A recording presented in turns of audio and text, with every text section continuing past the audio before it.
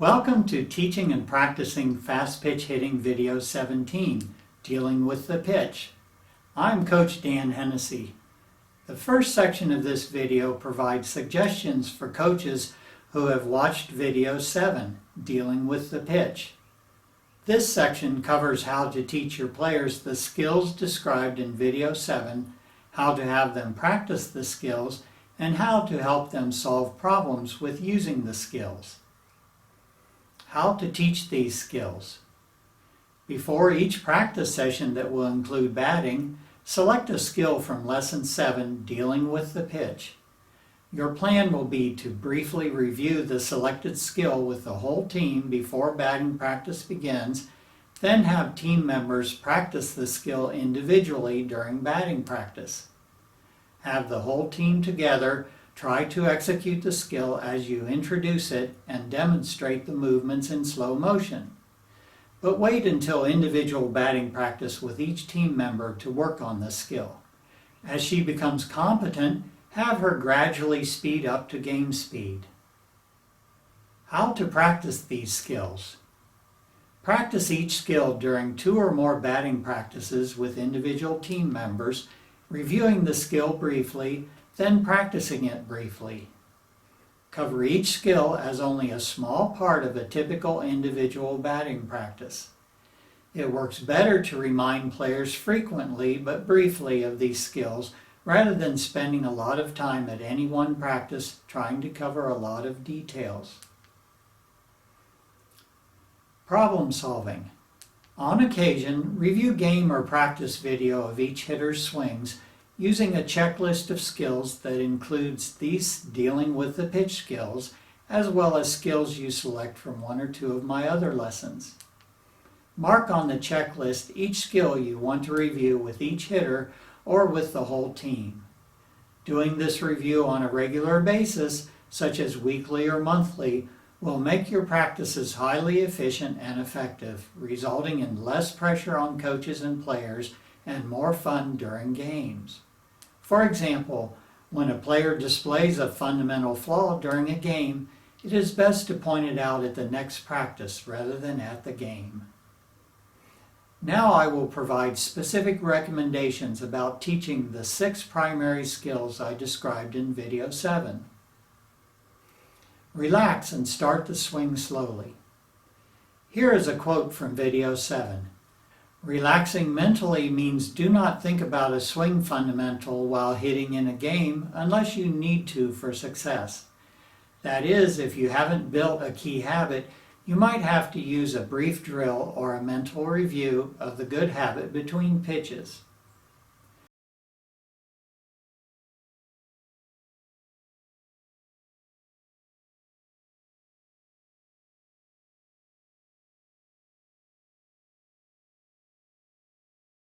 Approach. At each individual batting practice, describe what you want the player to think about during practice swings to improve a swing fundamental and have her do so with a few practice swings. For example, a player might be raising her front shoulder too soon, such as during the lift. After a few practice swings during which she holds her front shoulder down properly, ask her to associate a word or short phrase with the desired improvement and practice it again. For example, she could use the phrase front shoulder down, then ask her to use the word or phrase to remind herself of it between pitches in the next couple of games or until the improvement becomes habitual. Watch the pitcher, then time the ball. In Video 7, I describe what to look at while waiting for the pitcher to start her delivery. Watch the pitcher's upper body. Never look her in the eyes. Approach. Let your players know that batting is not a competition between the batter and the pitcher. Instead, the batter's goal should be to bring into the game the swing she has practiced, as well as the mental skills and preparation she has practiced. Making eye contact with the pitcher will only distract her from her goal. She should treat the pitcher as she would a pitching machine. Another quote from Video 7. Stay relaxed and do not try to move in time to the pitcher.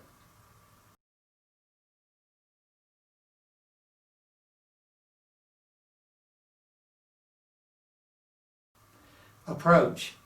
The only exception is when to start your load motion.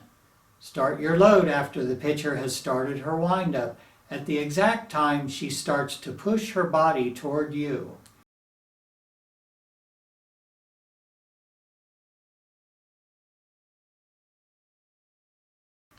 At the same time, move your eyes down to her release point and then allow the ball to control your timing.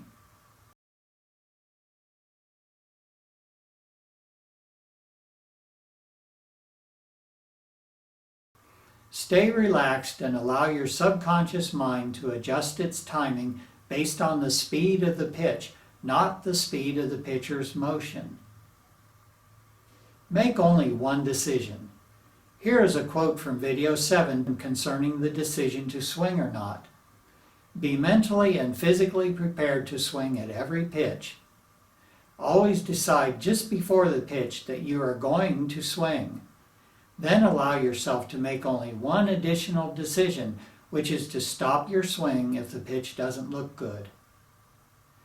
A major advantage of the swing I teach is that the player's hips, hands, and shoulders fire later but faster than in the typical swing. That allows her to see the ball for a split second longer before deciding whether to stop her swing.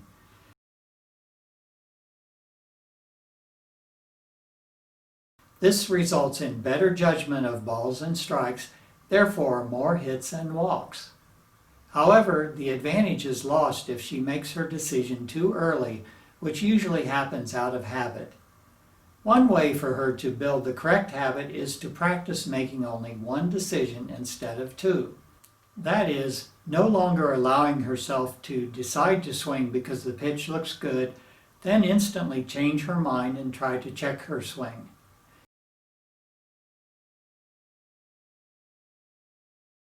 Instead, decide to swing while the pitcher is winding up, then make only one decision to stop if the pitch doesn't look good.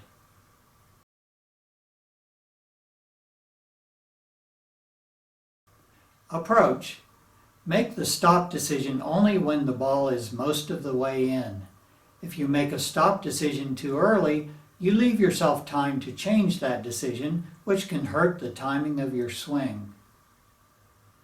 Add this decision making to some of your practices against a machine and against live pitching. It can be especially difficult to practice it against live pitching because players tend to think about many other things when facing live pitchers. Practicing the one decision technique can be a difficult mental exercise, but the payoff can be huge.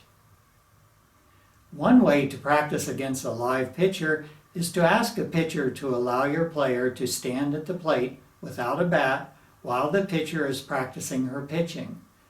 The batter should practice proper posture and movements as the pitches come in and make a swing motion when she does not make the stop decision. She should focus on making only one decision and making the decision late in the pitch. You might also ask the catcher to call balls and strikes in order to help your player develop her judgment. Additionally, your batters should never check their swing because that will encourage them to make two decisions as the ball comes in.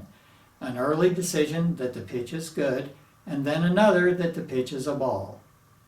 When you see your player check her swing, remind her to relax and wait longer, then make only one decision.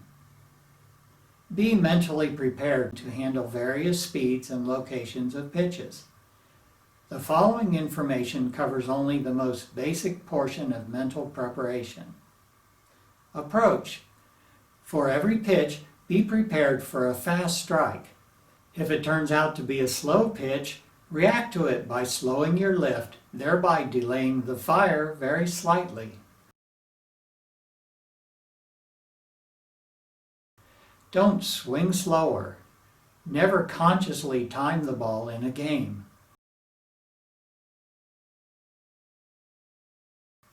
For every pitch, be prepared for a high strike.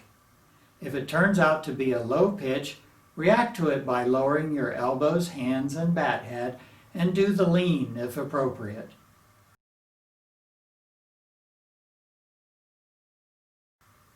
For every pitch, be prepared for an inside strike. If it turns out to be an outside strike, you would have a split second longer to start your fire because the proper contact point for an outside strike is at least a foot deeper in the strike zone than an inside strike.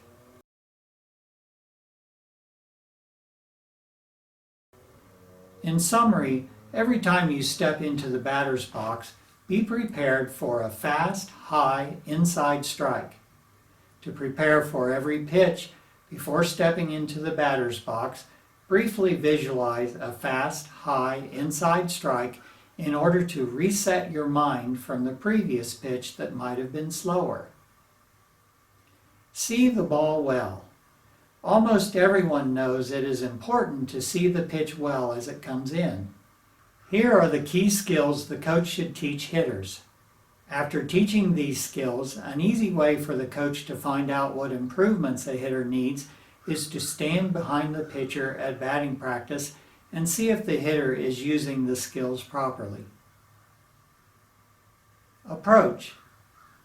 When watching the ball come in, your face should be almost straight to the front, but not so straight that it strains the neck or hurts. Your eyes should be perfectly level to the ground, just like they are when you're walking around. Your chin should be up in the normal position, not raised or lowered. The head should turn a little as the ball comes in, with the chin following the ball. Beginning at contact, keep the head and the eyes on the contact point for a half second. By the way, there is normally no need to have youth players do any drills to develop their eyesight. Most drills meant only for improving ball tracking by youth players almost always simply waste valuable practice time. On the other hand, it is important to practice judging balls and strikes. Avoid being hit by the pitch.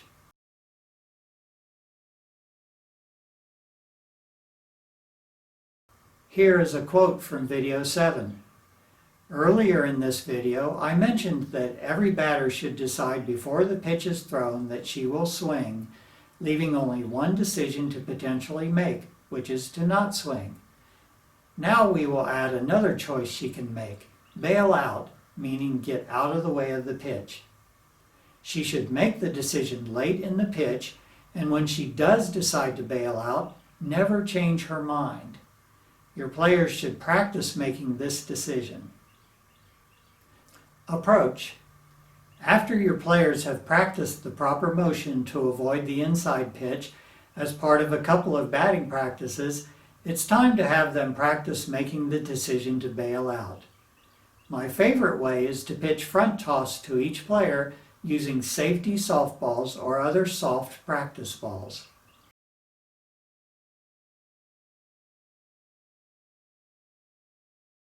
Throw half strikes and half inside pitches, gradually increasing the speed. If the player is not using the proper motion to avoid the inside pitch, correct her and have her concentrate on using good form. If she is using good form, then have her concentrate on making only one decision to bail out or not, and making it late in the pitch.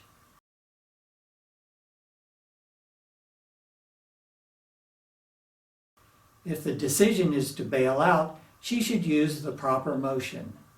The batter's practice goal should not be to avoid getting hit.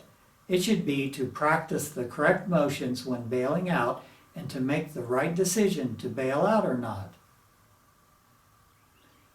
That's it for my teaching and practicing video 17, dealing with the pitch. Thanks for watching it. Please return to my YouTube channel called Fastpitch Coaching to select video number 8 or whichever video you would like to see next. Also, please go to my website, fastpitchcoaching.com, for free access to my online practice guides and weekly video blogs.